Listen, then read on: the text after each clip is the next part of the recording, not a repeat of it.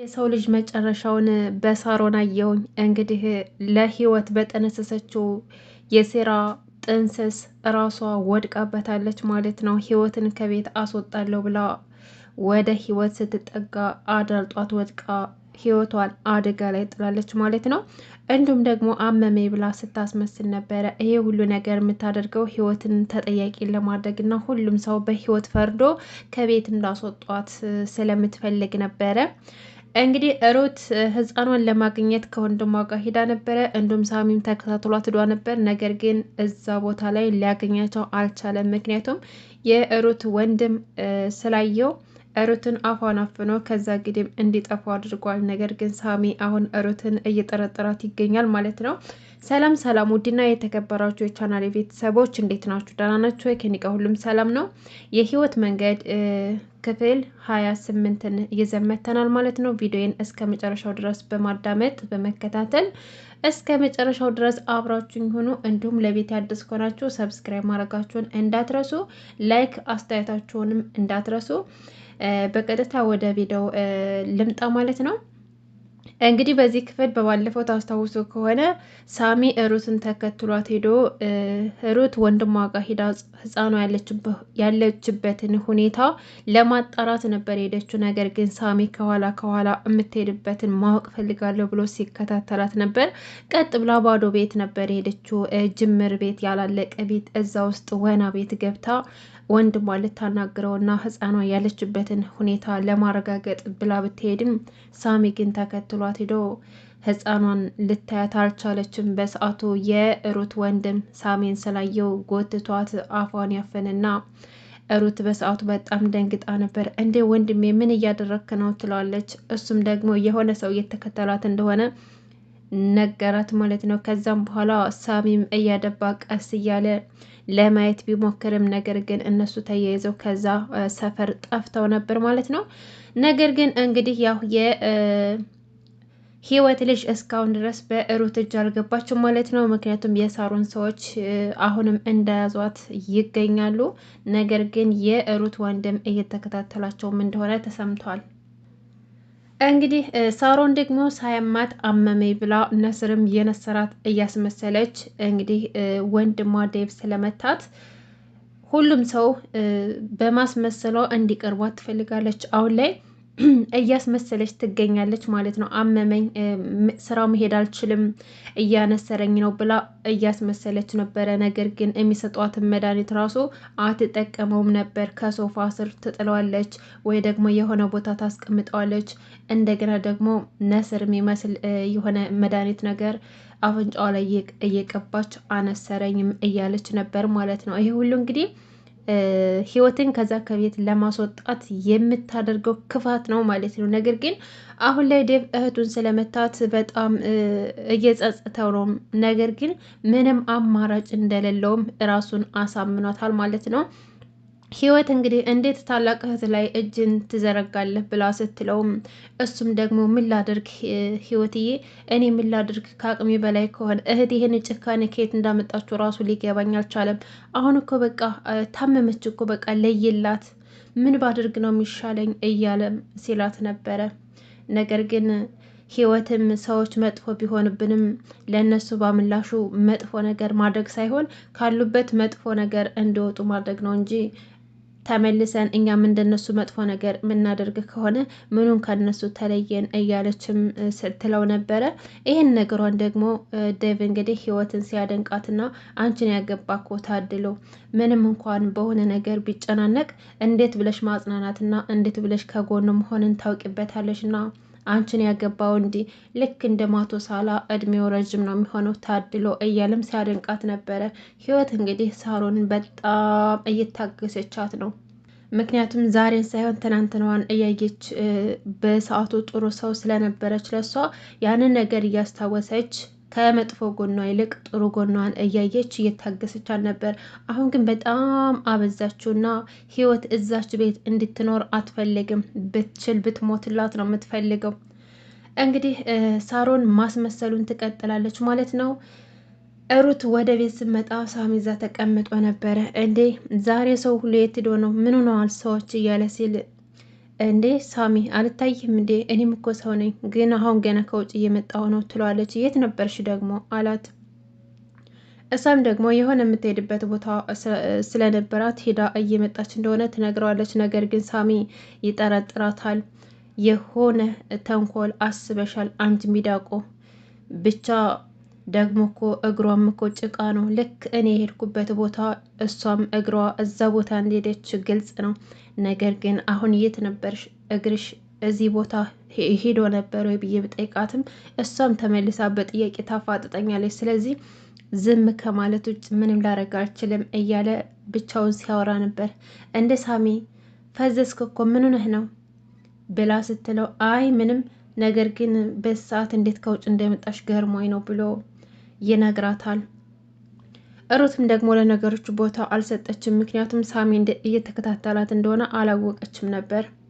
ከዛም በኋላ ሳሚ ደግሞ ቀጥ ብሎ ሳሮን ጋር ይሄድና አንቺ ከመቼ ወዲህ ነው ደግሞ እንደዚህ የታመምሽው ነው? አሁንስ እያስመሰልሽ ነው ይላታል።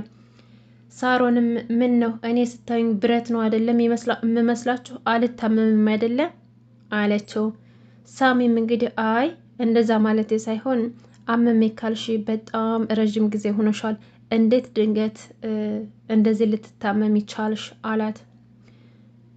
ይኸውልሽ ሳሚ ዶክተሩ ያለውን ሰምታል አይደለ? እረፍት አድርጊ፣ ጭንቀት ካንቺ አርቂ፣ የሚያስጨንቁሽን ነገር አታድርጊ ብለውኛል። ስለዚህ ሰላም የሰጠኝ በቃ ትለዋለች። ከዛም በኋላ እንዴት ሰላምሽን ልስጥሽ? እዚህ ሁሉ ነገር ውስጥ እኮ ያንቺ እጅ አለበት። ከችግሮቹ ውስጥ እኮ አንቺ አጠፊም እኮ አንቺም አለሽበት። ስለዚህ እንዴት ነው ልንተውሽ የምንችለው እያለም ሲናገራት ነበር። ከዛም በኋላ በጣም ያመማት አስመስላ ራሴን አመመኝ ብላ ችግሮችን ታባብሳቸዋለች ማለት ነው። ሳሚም ደግሞ እስኪ ምንኜ ነው እስከሚሻላት እንኳን ለምንድን ነው የማልጠብቀው እንዴ አሟታል እኮ እያለ ራሱንም ሲወቅስ ነበረ። ዴቭ እንግዲህ እህቱን ለማዳን ተፍተፍ እያለ ነው። ነገር ግን ያልገባው ነገር ቢኖር እህቱ እያስመሰለች እንደሆነ አያውቅም። የሚያደርገው ግራ ገብቶታል እና እጁን ስላነሳባት ደግሞ በጣም ተጸጽቷል። ነገር ግን አማራጭ እንደሌለውም አውቋል። ሳሮን ደግሞ ማስመሰሉን ቀጥላለች። ሩት ልጠይቃ ስትገባ እንዴት ነሽ የትየለ ስጠይቃት ደህና ነኝ፣ አንቺስ እንዴት ነሽ? ዛሬ ቀጠሮ ነበረሽ አይደለም? ምን አሉሽ ዶክተሮቹ ስትላት አይ ትንሽ እኮ ቢላዋ ገፍቶ ቢሆን ኖሮ እኮ ኩላሊትሽ አጠቃላይ ፌል ያደርግ ነበር ብለው አሉኝ አለቻት። ሳሮን ደግሞ የሰይጣን ጆሮ ይደፈን፣ እንደዛማ ሊሆን አይችልም አይሆንም እያለችም ትላታለች። ከዛም በኋላ ቆይ እህቴ አንቺስ እንዴት ነሽ? እስኪ ለራስሽ ጊዜ ስጪ፣ ደግሞ ይህን ስራ የምትዩን ነገር ታዩ፣ እስኪ ራስሽን አዳምጪ፣ ወደ ራስሽ ተመለሽ ትላታለች። ሳሮንም ደግሞ አይ እህቴ ታውቂ የለ እዛም እምረዳቸው ህጻናቶች አሉ፣ እምሰራው ስራ አለ፣ ይሄ ሁሉ ነገር እያለ እንዴት ነው ማልጨናነቀው እያለ ታስመስላለች ማለት ነው። ከዛም በኋላ ሩትም ደግሞ ከአቅም የበለጠ በጎነትም እኮ ሲበዛም ጥሩ አይደለም፣ ስለዚህ ከራስሽም ሆኜ ራስሽንም እየጠበቅሽ ትላታለች ማለት ነው። ይሄን ስትላት በጣም ደንግጣ ነበር። እስኪ ውሃ አምጪልኝ እህቴ አለቻትና ሩት እሺ ብላ አንቺ ብቻ ለመጠጣት ያብቃሽ እንጂ እኔማ እመጣልሻለሁ አለቻትና ተነስታ ውሃ ልታመጣ ሄደች። ከዛ በኋላ ምንም ነገር እንዳልተፈጠረ ተነሳችና ተስተካክላ ተቀመጠች። ሩትም ደግሞ ያዘዘቻትን ውሃ አመጣችላትና ጠጭ እህቴ፣ ውሃ ደግሞ ጥሩ ነው ላንቺ፣ ዶክተሯ ደግሞ ምን እንዳለ ሰምተሻል፣ ፈሳሽ ነገር ላንቺ በአሁኑ ሰዓት ያስፈልግሻል አለቻት። እሺ እህቴ አለችና አንዲት ጉንጭ ብቻ ጎንጨት አለች። እንዴ ለዚህ ነበር እንዲያምጪ ያልሽኝ አለቻት። አዎ እህቴ በቃኝ፣ አንቺ እኮ እንደ ህፃን ልጅ ሁሉንም ጠጭ ብለሽ ታስቸግርኝ ይሆናል፣ እኔ ይበቃኛል አለቻት። ከዛ በኋላ ወደ ውጭ ወጣች ማለት ነው። ሩትም ደግሞ ከሶፋው ስር ፍለጋ ትጀምራለች። ከሶፋው ስር እንደጠረጠረችውም ሳሮን እንዳልታመመችና እያስመሰለች እንደሆነ ከሶፋው ስር መድኃኒት ወድቆ ታገኛለች ማለት ነው። እኔ እኮ ሰው ሁሉ ሆስፒታል ሄዶ ለምን ህመምተኛ እንደሚበዛና የሚሞተው ሰው እንደሚበዛ አላውቅም ነበር። ለካ እንደዚህ የተሳሳተ መድኃኒት እየሰጧቸው ነው። የሳሮንስ ይሁን እሺ፣ ዶክተሮቹ እንዴት ላልታመመ ሰው ይሄን መድኃኒት ያዛሉ ብላ ትገረማለች። ዴቭና ሳሚ አሁንም ጭቅጭቃቸውን ቀጥለዋል። ሳሚ ቆይ አንተ ልጅ ምንድነው እኔ እንደዚህ አድርገህ የምጠላኝ? ሚስትን አግብቼብሃለሁ እንዴ ይለዋል። አይ እንደዛ አይደለም፣ ግን አንተ ራሱ ለምንድን ነው የምጠላኝ እያለ አሁንም ጭቅጭቃቸውን ይጀምራሉ። አሁን እህቴ በጣም ታማለች፣ ስለዚህ እኔ ካንተ ጋር ልጨቃጨቅ አይደለም የመጣሁት እያለ ሲነታረኩ፣ ደግሞ ማላቅ መሰለህ እንዴ ከክፍለ ሀገር እኮ የሆነ ሴት አግብተህ ሸምጥጠህ እንደመጣህ አውቃለሁ አለው። ዴቭም በጣም ደነገጠ። አንተ ዝም ብል፣ አሁን እኮ ለሚሰማ ሰው እውነት ነው የሚመስለው። ምን ሆነህ ነው? እያሰብክ ተናገር እንጂ ይለዋል። ሳሚም ደግሞ ምን ነው እውነቱን አወጣውብህ እና አላደረኩትም ልትል ነው? በላ ተናገር ይለዋል። ከዛም በኋላ ዴቭም እንግዲህ ልጅቷ በጣም እንደምትወደው እንደምታፈቅረውና እሷ ደግሞ እኔን ካላገባች ራሷን እንደምታጠፋ ቤተሰቦቿን እያስፈራራች ቤተሰቦቿ ደግሞ መጥተው እግሩ ላይ እንደወደቁበትና እንደለመኑት ከዛም በኋላ አማራጭ ስለሌለው እሺ ብሎ ቃል እንደገባላቸው እና ከዛም በኋላ ደግሞ ስለማልወዳት አምልጬ መጣሁኝ ብሎ ይነግረዋል ማለት ነው። እና በማትወደው ሰው ላይ እንዴት በስሜቷ ላይ ትጫወትባታለህ? ለምን ያልሆነ ተስፋ ትሰጣታለህ? እዛ ደግሞ የሰራኸውን ስራ ሰርተህ እዚህ ደግሞ መተህ የመጀመሪያ ነሽ፣ የሴቷ መጀመሪያ አንቺ ነሽ፣ በህይወት የሴት አላውቅም እያልክ ህይወትን ትደልላለህ አይደለህ? ይለዋል። ዴቭም ደግሞ እባክህ ዝም በል በቃ፣ አሁን ወሬ አታራዝም፣ ሌላ ሰው እንዳይሰማና እውነት ነው ይመስላቸው። ስለዚህ በቃ የተፈጠረው ነገር ተፈጥሯል፣ በቃ አታካብድ ይለዋል ማለት ነው። ከዛም በኋላ እንግዲህ ሳሮን የሆነ ተንኮል ሴራ መጠንሰስ ፈለገች። እሱም ደግሞ የሆነ ነገር ፈጥራ ህይወትን ከቤት ማስወጣት ነበረ የፈለገችው። ከዛም በኋላ ልክ ሩትና ዴቭ ከውጭ ሲመጡ አንቺ ህይወት ለምንድን ነው ምግብ ማሰጭኝ እያለ ትጮህባታለች። ህይወትም ደግሞ እንዴ ሳሮን አምጥቼልሽ እኮ አልፈልግም ብለሽ ነው የመለስኩት አለቻት። ደግሞ ተዋሻለሽ እንዴ? የመድኃኒት እኮ ሰዓት እያለፈብኝ ነው። ምን ሆነሽ ነው? አንቺ ልጅ የሚናገሩሽ ነገር አሰሚ ማለት ነው እንዴ አለቻት። ከዛም በኋላ ዴቭ እና ሩት ሲመጡ ምን ተፈጥሮ ነው? ተረጋጊ፣ ምንድን ነው የተፈጠረው እያለ ሲጠይቃት ይሄው እስካሁን ድረስ ምግብ ስሬና አምጪልኝ ብያት ገና ቅድም ያዘዝኳት እስካሁን ድረስ አልሰጠችኝም። አሁን ደግሞ የመድኃኒት ሰዓቴ አለፈ ትላቸዋለች። ከዛም በኋላ ህይወትም ልታስረዳቸው ብትሞክር ነገር ግን ልትሰማት አልቻለችም። እንዴ ሳሮን ያምሻል? እንደ አንቺ ጤነኛ አይደለሽም እንዴ? ቅድም እኮ ሰጥቼሽ እምቢ ብለሽኝ እኮ የመለስኩት ራሱ ኪችን ተቀምጧል። ምን ሆነሽ ነው ግን? ምን ነው መርሳት አጋጠመሽ እንዴ? ረሳሹ እንዴ? ቅድም የተፈጠረውን ነገር ረሳሹ አለቻት። ሳሮንም ደግሞ ምንም ነገር እንዳረሳችና ምግብ የሚባል እንዳላመጣች ስነግራትም ህይወት በጣም ተናደደችና አሁን ሳበዛሹ እኔ ድሮ ያረግሽልኝን ነገር እያሰብኩ ብታገስሽ ጊዜ ጭራሽ አናቴ ላይ ወጣሽ። አንቺ በእኔ ላይ ያላደረግሽው ነገር ምን አለ? ልትገድልኝም እኮ ሞክረሽ ነበር አልሳካልሽ ብሎ ነው እንጂ። ቆይ ሁሉ ጭካኔ ምንድን ነው የምትፈልጊው ከኔ? እኔ ምን አደረግኩሽ? ምንሽ ነካሁብሽ?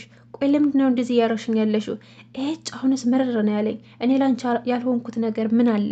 ምንድን ነው ያላረግኩት ነገር? እስኪ ንገሪኝ እያለች ህይወት ንደቷን በጣም ገንፍላ ስጮ ነበረ። ዴቭ እና ሩት ሰዋትም ደንግጠው ነበረ። አጋጣሚውን ተጠቅማ ሳሮን አያችኋት፣ እውነተኛ ማንነቷ እንደዚህ ነው፣ እያስመሰለች ነው ብያችሁ እኮ አላምነኝ አላችሁ። ስለዚህ አሁን ደግሞ በእናንተ ፊት ትክክለኛ ጭንብሏ ተጋለጠ አለች። ከዛም በኋላ ዴቭም ደግሞ በቃ ህይወት ተረጋጊ፣ ካሁን በኋላ የሳሮንን መድኃኒትና ምግቧን የምቆጣጠረው እኔ ነኝ ይላታል። ህይወትም ደግሞ ምን ማለት ነው? አንተም ጠርጥረኸኝ ነው? አታምነኝም? ቆይ እዚህ ቤት እኔን ማን ነው የሚረዳኝ? ማን ነው የሚያምነኝ? አለችና ሩጣ ወደ ክፍሏ ሄዳ በፌስታል ልብሷን ይዛ እሄዳለሁ ብላ ተነስታ ስትወጣ ሩትና ዴቭ አግኝተዋት ቢለምኗትም ከአሁን በኋላ ምንም ልታገሳት አልችልም፣ ከዚህ በኋላ እስከምትገለይ ድረስ አልጠብቅም፣ በቃኝ፣ ትዕግስት ያልቋል ትላቸዋለች። ከዛም በኋላ ሳሮንም እያዳመጠች ስለነበረ በቃ ተዋት ትሄድ፣ አትለምኗት፣ መንገዱ ጨርቅ ያደርግላት ትሄድ ትላቸዋለች ማለት ነው። ከዛም በኋላ ህይወትም እየሄደች እያለች በቃ እሷ ከሄደች እኔም በሩ ልዝጋው አለችና ሳሮን ወደ በሩ ስትሄድ ደረጃው ላይ ወደቀች ማለት ነው። ህይወትን ከቤት አስወጣለሁ ስትል ለህይወት በጠነሰሰችው ሴራ ራሷ ህይወቷን አደጋ ላይ ጣለች። ይገርማል። የሰው ልጅ መጨረሻው እንደዚህ ሲሆን የእጇን ያገኘችው። ለሳሮን ማንም አያዝንላትም። ምክንያቱም እየሰራችው ያለችው ተንኮልና ሴራ ከእሷ የሚጠበቅ ነገር ስላልሆነ ማለት ነው። ለህይወት ያሰበችው ነው ለራሷ የሆነላት። አንዳንድ ጊዜ ፈጣሪ መልስ አለው የሚባለው ለዚህ ነው። እና ህይወት እንግዲህ ትሞት ትዳን የሚታወቅ ነገር የለም እስካሁን ባለው። ሳሮን ስትወድቅ ሂሩትና ዴቭ በጣም ደንግጠው ነበረ። ዴቭም አረርዱኝ፣ አሬ ሰው ያለህ አረርዱኝ፣ እህቴ ምን ላድርጋት? ምን ሆነች? ምንድን ነው የተፈጠረው? ምን ሆነች ነው እያልም እህቱን ለማንሳት እየሞከረ ነበር። ውድና የተከበራችሁ የቻናል ቤተሰቦች የህይወት መንገድ ክፍል 28 ይሄን ይመስል ነበር። በቀጣይ እስከምንገናኝ ድረስ በያላችሁበት ሰላማችሁ ብዝት ይበልልኝ። አመሰግናለሁ።